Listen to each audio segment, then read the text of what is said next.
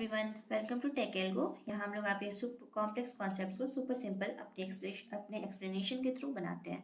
So in today's videos we are going to discuss the practice questions, some practice questions that is based on ER model.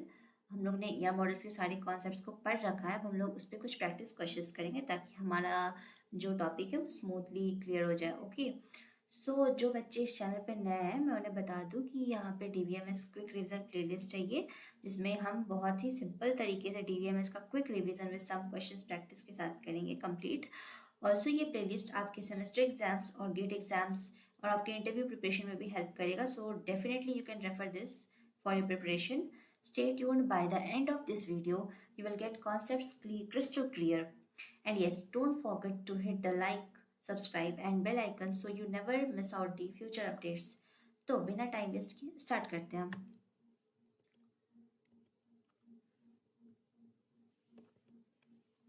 Yes, practice makes a man perfect.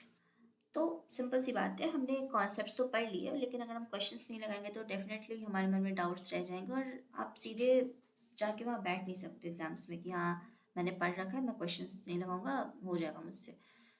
कुछ हो भी सकते हैं, theoretical questions तो हो जाते हैं, लेकिन थोड़ा सा और समझते हैं, ठीक है। हमारा फर्स्ट क्वेश्चन है, an dash is a set of entities of same type that share the same properties और एट्रीब्यूट्स। तो ये फिल इन द ब्लैंक्स है। अब इसमें ऑप्शंस जिस तरह के हैं, entity set, attribute set, relation set, entity model, ठीक है। ये एंटिटी सेट है और यहाँ पे है सेट ऑफ एंटिटीज।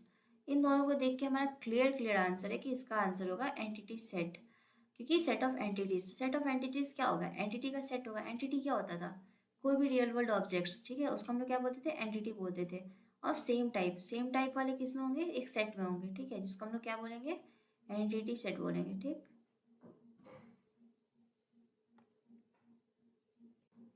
नेक्स्ट हमारा क्वेश्चन है, the function that an entity plays in relationship is called that entities. तो इसको समझने के लिए एक एग्जाम्पल लेते हैं, ठीक है। तो एग्जाम्पल ये है कि जब भी हम लोग ER डायग्राम को क्रिएट करते हैं तो हम लोग कनेक्ट करते हैं रिलेशनशिप्स को, ठीक है। तो फिर क्या होता है कि अगर हमारे पास दो एंटिटीज है, टीचर एंड स्टूडेंट्स, ठीक है, स्टूडेंट, ठीक है, तो टीचर को स्टूडेंट से कैसे कनेक्ट करेंगे, तो टीचर टीचर्स स्टूडेंट, ठीक।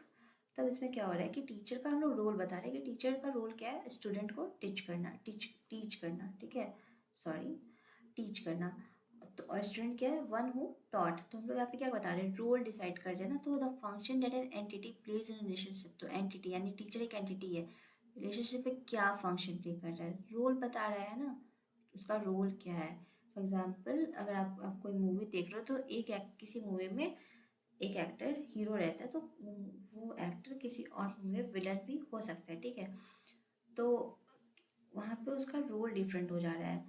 तो यहाँ से क्लियर है कि the function that an entity plays, तो एक एंटिटी टीचर क्या कौन सा फंक्शन प्ले कर रहा है रिलेशनशिप में, डेफिनेटली रोल बता रहा है उसका।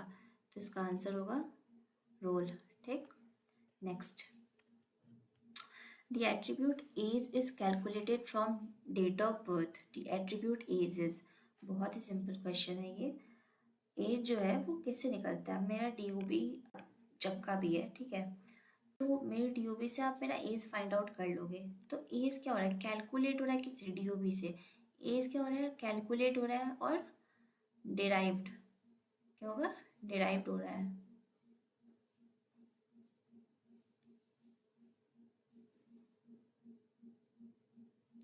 ठीक है। एज क्या हो रहा है, डिराइव्ड हो रहा है। तो एट्रीब्यूट एज क्या हो गया, डिराइव्ड एट्रीब्यूट हो गया। हमने पढ़ा था कि डिराइव्ड एट्रीब्यूट क्या होता है, जो किसी अनदर एट्रीब्यूट से निकलता है या कैलकुलेट होता है।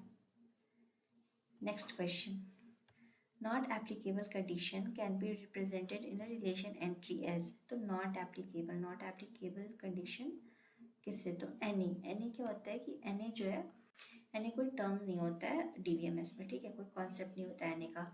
तो ये तो डेफिनेटली गलत ऑप्शन है, ठीक है।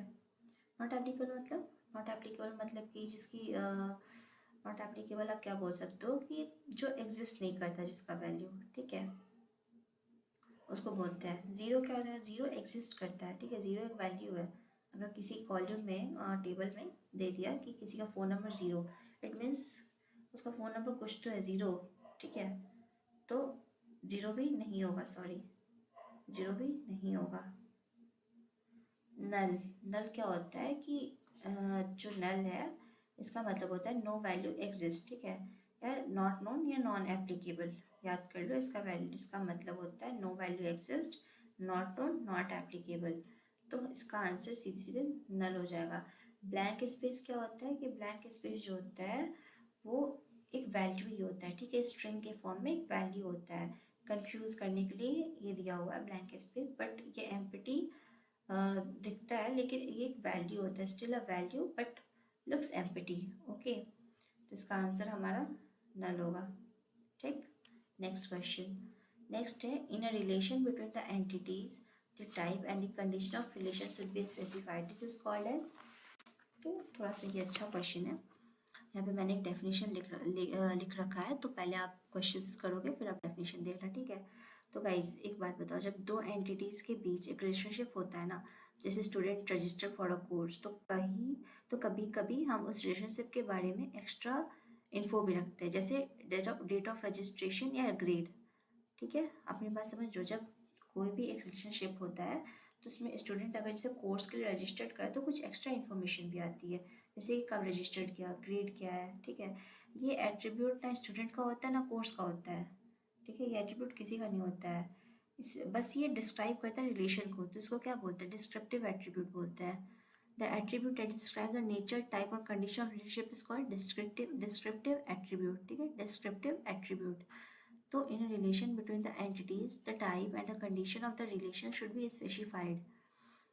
तो एक रिलेशन में जो एंटिटीज का टाइप और कंडीशन स्पेसिफाइड करते हैं तो उसको कौन सा एट्रीब्यूट बोलते हैं, उसको हम लोग डिस्क्रिप्टिव एट्रीब्यूट बोलते हैं, ठीक है। क्या मतलब हुआ कि अगर किसी रिलेशनशिप में एग्जाम्पल समझो ज़्यादा क्लियर होता है, तो एग्जाम्पल है जैसे student register for course, student course के लिए रजिस्टर करता है, ठीक। और कोर्स का भी होता है कि तो इसका जो है इसमें देखो स्टूडेंट का ये नहीं है एट्रीब्यूट की डेट ऑफ रजिस्ट्रेशन या ग्रेड कुछ खास की नहीं है, लेकिन एक कंडीशन को बता रहा है, एक नेचर को बता रहा है, ठीक है। तो इसको क्या बोलते हैं, डिस्क्रिप्टिव, बस एक डिस्क्राइब करने के लिए इसको यूज़ करते हैं, ठीक है, फिर डिस्क्रिप्टिव एट्रीब्यूट होता है। तो यहाँ पे वही है कि relation between the entities the type and the condition of the relation should be specified, that is called as descriptive attribute. Next question, which one of the following is used to represent the supporting many one relationship of a weak entity set in an entity relationship diagram। ये हमारा gate CSE 2020 DBMS का question है, ठीक है। तो इसका है कि कौन सा सिंबल जो है वो यूज़ होगा any one relationship of weak entity को शो करने के लिए ER डायग्राम में, ठीक। कौन सा सिंबल यूज़ होगा many one relationship of weak entity को शो करने के लिए एंटिटी रिलेशनशिप डायग्राम में। तो देखो नीचे ऑप्शन से इसको वो करते हैं, ठीक है। सबसे पहले आ जाओ डी ऑप्शन पे, vowels that contain underline identifier. तो इसका मतलब है कि ये जो होता है vowels that contain underline identifier, तो ये की एट्रीब्यूट को रिप्रेजेंट करता है, ठीक है। ये सपोर्टिंग रिलेशनशिप को नहीं रिप्रेजेंट करता है, तो ये हमारा आंसर नहीं होगा, ठीक है। फिर ovals with double bold border, तो ये जो होता है पहली चीज़, तो ovals with double bold border DBMS के कॉन्सेप्ट में ही नहीं है, नॉट।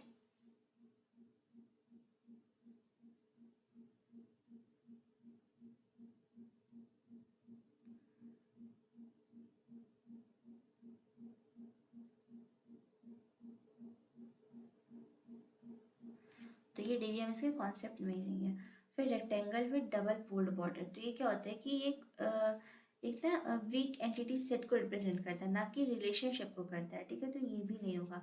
फिर हमारा बचता है diamonds with double polled border, तो ये क्या होता है ना कि ये आइडेंटिफाई करता है या फिर सपोर्टिंग रिलेशनशिप को वीक एंटिटी और उसके ओनर एंटिटी के बीच में मतलब आइडेंटिफाई करने का काम करता है, ठीक है। मतलब ये आइडेंटिफाई करता है वीक एंटिटी और ओनर एंटिटी के बीच के रिलेशनशिप को, ठीक है। तो इसको और इसलिए ये इसका आंसर होगा diamond with double bold border, ठीक। ये क्या करता है कि आइडेंटिफाई करता है वीक एंटिटी और ओनर एंटिटी के बीच के रिलेशनशिप को, supporting many one relationship of weak entity set, ठीक है। नेक्स्ट, हाँ, ये क्वेश्चन अच्छा क्वेश्चन है। Let S be the specification. ठीक है, इसमें आपको क्या करना है ना कि आपको ड्रॉ करना है डायग्राम। आप ड्रॉ कर लो जाओगे, बहुत सिंपल है। या फिर आप ऑप्शन से भी देख सकते हो, जैसे instructors teach courses, student register for the course are allocated classrooms, instructor guide student, instructor course, entity, student register for course, student course, entity, courses classroom, entity, instructors student, entity, बीच में हमारा आ जाता है teach, रजिस्टर्ड, गाइड और allocated. ठीक है, clear है। आप ये आपका instructor, student, courses, classroom, instructor, student, ये सारे हमारे एंटिटीज़ हैं। मतलब ये नहीं कि इंस्ट्रक्टर्स इसका अलग बनेगा, इसका ऐसा नहीं होगा। मतलब ये रिलेशंस बता रहा है। इसको आपको ड्रॉ करके सही से प्रेजेंट करना, कौन सा सही है। तो पहला वाला देखते हैं, इंस्ट्रक्टर टीचर्स कोर्स। ठीक है, ये तो सही है। ठीक है, student register for course, student का कहाँ है इसमें, स्टूडेंट है ही नहीं, है ना, तो ये तो गलत ही हो गया। अब नेक्स्ट देखते हैं, तो इंस्ट्रक्टर टीचर्स कोर्स, ठीक है, सही है।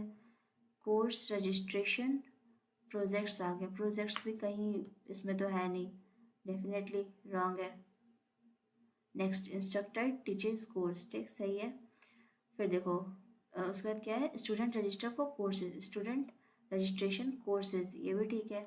फिर है हमारा courses are allocated classroom, course allocation classroom, सही है। Instructors guide students, instructor guide students, सही है ये। ठीक है, instructor teachers course registration students, ठीक है, कोर्स एलोकेशन क्लासरूम, और यहाँ से आके इंस्ट्रक्टर गाइड स्टूडेंट। तो हमारा ये सारा फुलफिल कर रहा है, तो हमारा आंसर क्या हो जाएगा, सी हो जाएगा।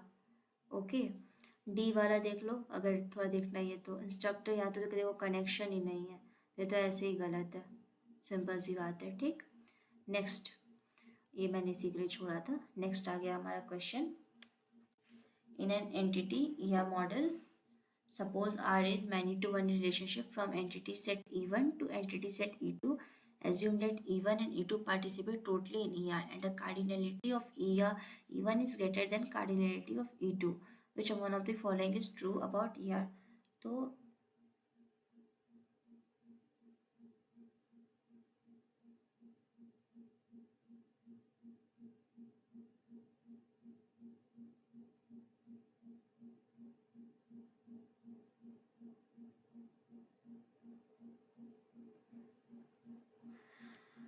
तो ये दिया हुआ है कि कार्डिनलिटी ऑफ E1 जो है वो ग्रेटर देन इससे। ठीक है, तो फिर से पढ़ते question, in an ER model, ठीक है, suppose R is many to one मतलब कि मैनी टू वन, लाइक ये देखो,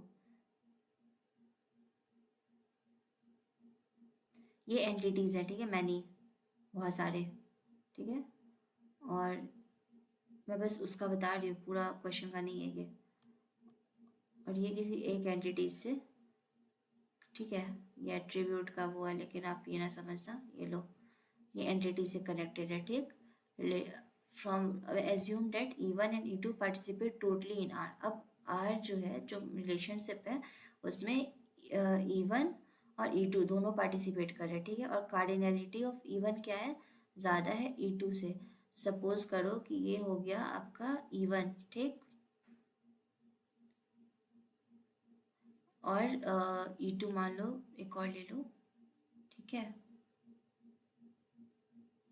अब इसमें भी देखो, ये है, ये है, ये है। अब ये सब जो है वो E2 से कनेक्टेड है। ठीक, मतलब E2 के ही किसी दूसरे उससे एंटिटी से कनेक्टेड है। ठीक है, तो और ये भी कहा है कि E1 की कार्डिनलिटी, तो देखो E1 की कार्डिनलिटी ज़्यादा है E2 से। ठीक, तो every entity in E1 is associated with exactly one entity in E2। E1 की हर एक एंटिटी एग्जैक्टली एक से कनेक्टेड है। ठीक है, तो ये सही है। Some entity in E1 is associated with more than one entity in E2, ये नहीं होगा, रॉन्ग। सॉरी, यहाँ रॉन्ग नहीं, शिट, हाँ हाँ, ये नहीं होगा, ठीक है। Every entity in E2 is associated with exactly one entity, नहीं, देखो E2 के कितने, E2 के एक जो एंटिटी है वो तीन तीन से कनेक्टेड है, ठीक है।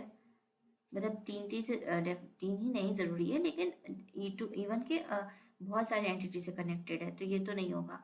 फिर देखो every entity in E2 is associated with at most one entity, ज़्यादा ज़्यादा नहीं, रॉन्ग। इसका सीधा है every entity in E1 is associated with exactly, देखो एक एक से कनेक्टेड है, इसको भी कहीं कनेक्ट कर दो, इससे कनेक्टेड है, ठीक है। आई होप क्लियर हो रहा होगा। तो अब नेक्स्ट चलते हैं हमारे, 1 मिनट, ये कुछ हो गया, सिस्टम हैंग हो गया, ये मैंने उसी को समझाने के लिए छोड़ा था। अब हमारा क्वेश्चन है ये सिंबल डिनोट डिराइव्ड एट्रीब्यूट्स इन ईआर मॉडल। तो ईआर मॉडल में डिराइव्ड एट्रीब्यूट्स को कौन सा सिंबल वो करता है? ऑप्शन से डबल एलिप्स क्या होता है? डबल एलिप्स जो होता है वो मल्टी वैल्यूड एट्रीब्यूट्स के लिए होता है, ठीक है, ये नहीं होगा। डैश एलिप्स जो होता है वो डिराइव्ड एट्रीब्यूट्स के लिए होता है। स्क्वायर एलिप्स का कोई कॉन्सेप्ट नहीं है डीबीएमएस में। Ellipse with attribute name underline जो होता है वो की एट्रीब्यूट को वो करता है, ना कि डिराइव्ड एट्रीब्यूट को, ठीक है। तो इसका आंसर क्या होगा? डैश एलिप्स, ठीक। नेक्स्ट, अच्छा ये क्वेश्चन है, तो इसको देखो, consider the following relationship entity diagram. ये हमारा इसरो का क्वेश्चन है, इसरो सीएससी 2015 का, ठीक है, एग्जाम का। Which one of the following possible relations will not hold if the above ERD is mapped into a relation model, ठीक है। देखो ये पर्सन एंटिटी, ठीक है, qualification relation, exam entity, name NID qualified attribute, exam ID, exam जो भी था इधर कट गया, एग्जाम नेम शायद होगा, फिर जो भी हो, एग्जाम नेम ही है, एग्जाम नेम जो है वो भी एट्रीब्यूट है, ठीक है। देखो पर्सन किससे कनेक्टेड है? एनआईडी नेम से। ये क्या कह रहा है? नॉट होल्ड है, ध्यान देना, होल्ड नहीं, नॉट होल्ड, क्वेश्चन पढ़ना है ध्यान से, ठीक है, नॉट होल्ड। तो पर्सन एनआईडी और एन नेम, पर्सन में एनआईडी एन नेम, सही है ये, है ना, एनआईडी और N name. Qualification, NID exam ID qualified, qualification relation से अगर देखा जाए तो क्वालिफाइड ठीक है, एनआईडी भी ठीक है, और क्या है? एग्जाम आईडी, सही है। मतलब देखो तो कहीं ना कहीं कनेक्ट ही तो करना है ना, तो रिलेशन तो दिखा रहा है ना ये। फिर देखो exam, exam ID NID enzyme name. अब एग्जाम आईडी एग्जाम नेम तो ठीक है, बट एग्जाम एनआईडी से डायरेक्ट कहाँ कनेक्टेड है? कहीं भी नहीं है, तो ये हमारा होल्ड नहीं कर रहा है, ठीक है। फिर एग्जाम जो है वो एग्जाम नेम और एग्जाम आईडी से कनेक्टेड है, सही है, ठीक है। तो हमारा ये होगा answer C, option C. Next, an aggregation association is drawn using which symbol. तो जब मैंने एग्रीगेशन पढ़ाया था तो मैंने कहा था कि एग्रीगेशन एसोसिएशन जो होता है वो स्मॉल ओपन डायमंड से डिनोट होता है, ठीक है। आपको ये याद होना चाहिए कि किससे होता है। एग्रीगेशन क्या होता था कि एक ऐसा सिचुएशन जिसमें रिलेशनशिप जो होता है वो किसी और उसी सेम ही अनदर लेवल के रिलेशनशिप से खुद ही, मतलब रिलेशनशिप जो होता था एंटिटी खुद से ही कनेक्ट होता था, ठीक है। सॉरी, एग्रीगेशन क्या होता था कि रिलेशनशिप जो होता था वो भी पार्टिसिपेट करता था, ठीक है, अनदर हाई लेवल रिलेशनशिप में, ओके। तो ऑप्शन से, ऑप्शन क्या देखना, उसमें मैंने आपको बताया था कि स्मॉल ओपन डायमंड जो होता है वो क्या करता है कि कनेक्ट करता है टू टेबल्स को, ठीक है। एग्रीगेशन को ये डिनोट करता है। पहला वाला जो होता है वो रिकर्सिव रिलेशनशिप के लिए होता है, ठीक है। सी जो होता था वो कंपोजिशन के लिए होता था। यूएमएल डायग्राम आप ओएडी पढ़े होगे अपने बीटेक के उसमें, तो उसमें आप पढ़े होगे कि ये यूएमएल के कंपोजिशन के लिए यूज होता है। फिर क्लोज ट्रायंगल जनरलाइजेशन स्पेशलाइजेशन के लिए यूज होता है। तो बचता हमारा ये small open diamond at the end of line connecting two tables. तो ये हमारा एग्रीगेशन एसोसिएशन को शो करता है, ठीक है। नेक्स्ट क्वेश्चन है, given the basic ER and relational model, which one of the following is incorrect? An attribute of an ER entity can have more than one value. An attribute of an entity can be composite in a row of, ठीक है, एक एक करके पढ़ती हूँ कि incorrect हमें बताना है। तो N attribute of an entity have more than one value, definitely. For example phone number, आपका फ़ोन नंबर एक एट्रीब्यूट है, उसके दो वैल्यूज हो सकते हैं, तो मोर देन वन वैल्यू हुआ ना, ठीक है। N attribute of an entity can be composite, definitely. आपका नेम क्या होता है? फर्स्ट नेम लास्ट नेम क्या होता है? ये स्प्लिट हो जाता है ना, तो कंपोजिट होता है। In a row of relational table an attribute can have more than one value. तो ये जो ऑप्शन है कि इन ये गलत है, ठीक है। रिलेशनल टेबल जब आप पढ़ोगे ना तो उसमें क्या होता है कि उसमें एटॉमिसिटी मेंटेन की जाती है, यानी कि single value in single cell, ठीक है। तो ये वाला ऑप्शन आपका इनकरेक्ट है, अभी तो नहीं आप कर पाओगे ये, थोड़ा सा नेक्स्ट वीडियो में हम लोग स्टार्ट करेंगे जब रिलेशनल मॉडल, तो उसमें आप पढ़ोगे, ठीक है। In a row of relational table an attribute can have exactly one value और अ नल वैल्यू। तो ये भी ट्रू है कि रिलेशनल टेबल में क्या होता है, एट्रीब्यूट क्या तो नल वैल्यू होगा या तो एग्जैक्टली वन वैल्यू, जैसा कि ये वाला कॉन्ट्राडिक्ट कर रहा है ना इसको। तो ऑप्शन सी हमारा इनकरेक्ट है। तो इस क्वेश्चन में है कि in the context of owner and weak entity set in the ER data model which one of the following statement is true. तो देखते हैं क्या है ओनर एंटिटी सेट क्या होता है, any idea what is owner entity set? Means strong entity set. Own entity मतलब strong entity which do not depend on anyone, and weak entity means which depend on strong entity. मैंने पढ़ाया था ER model में, आप लोग को याद होना चाहिए, ठीक है। तो इसका ट्रू फॉल्स देखना है तो स्टार्ट करते हैं ए से। The week entity set must have total participation in the identifying relationship. अब टोटल पार्टिसिपेशन क्या होता है? तो total participation means every entity इन क्या होगा कि मस्ट पार्टिसिपेट इन रिलेशनशिप, यानी कि सारे एंटिटीज को रिलेशनशिप में पार्टिसिपेट करना ज़रूरी होता है, ठीक है। तो पहला है the week entity set must have total participation in identifying relationship.